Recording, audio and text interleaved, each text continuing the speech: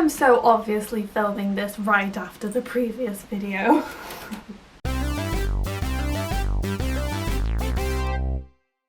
Hey Crusaders! So today, continuing on with the university theme, I am just going to show you what books I've got for my course coming up in the next term. But just quickly, this book that I bought was from the first term, but I have it here to show you. So here, look, I bought Robinson Crusoe by Daniel Defoe in the Wordsworth Classics edition because they are cheap and, you know, the highlightable.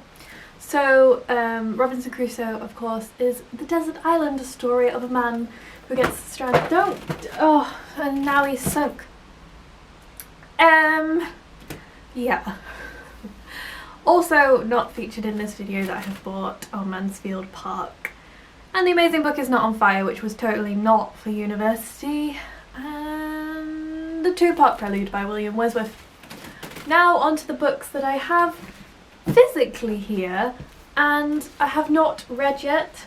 These are the priority to read over Christmas because these are for my next term at university and I really want to read them before that term starts because it just gets so hectic when you're in the term to finish a book.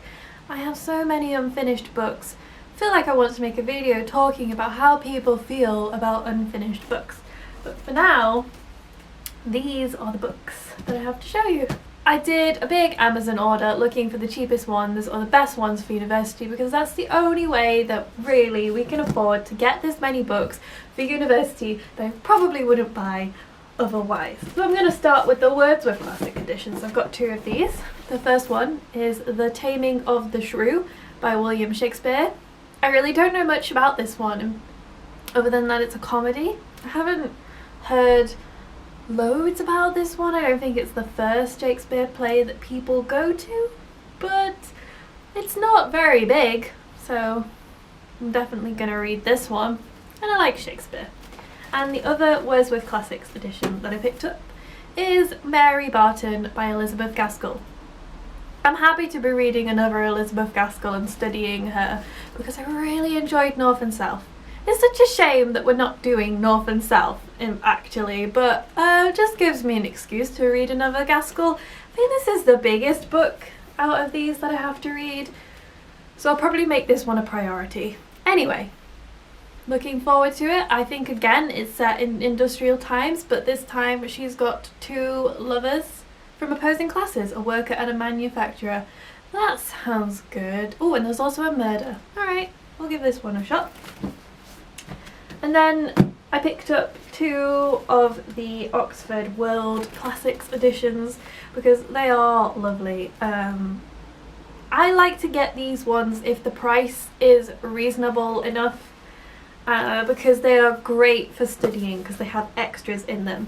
In fact, for the next term of university that I've already bought and read last year, because I just happened to, are Jacob's Room by Virginia Woolf and The Bloody Chamber by Angela Carter. Anyway, I've got The Strange Case of Dr. Jekyll and Mr Hyde by Robert Louis Stevenson. I've already read it, but I need the copy and to read it again. That is just one of the stories in this book. They have his other tales as well, but you know, there's nothing wrong with it. I read a lot of Gothic at one point in my life and it was enjoyable enough. I think I'm looking forward to seeing how I enjoy it a few days later on. So that's one that I'm studying soon. And the other one with the most terrifying cover is Heart of Darkness by Joseph Conrad.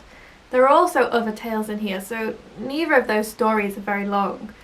This is the most terrifying cover I've ever seen because it looks like a diver's mask, but why does it have feathers?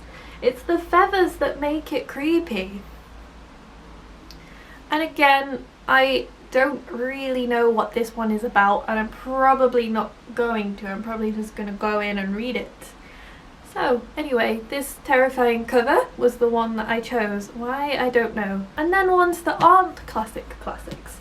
We have Do Androids Dream of Electric Sheep by Philip K. Dick. One of the lecturers at my university specialises in science fiction. So of course there was going to be a science fiction book on the course. In fact, next year you can take a science fiction module. I think this is classic science fiction. The novel that became Blade Runner, so there's that too. I don't want to read the back, I don't want to know. It's not very long and it's quite big print, so that's cool to know. Philip K. Dick, really famous author, and this is the one that I am going to be reading first. When was it published? And it was first published in 1968. And the last book that I picked up used, so I got the hardback because it was cheaper than the paperback, is Nice Work by David Lodge. It was on our reading list. I have no clue what it's about, just it was on our reading list. And again, it's not too long and the print's quite big, so I feel confident that I should get through all of these books over the Christmas holidays, but I will keep you updated as to how that goes, especially since I don't want to stop reading fantasy. I really don't. This is really disgusting, but it was cheap. It's got that old book smell that I love so much. I really haven't bought any other fiction that isn't university related, so pat on the back there, Victoria. So that is it for this video. Thank you very much for watching, and until next time, look in the shadows, guys!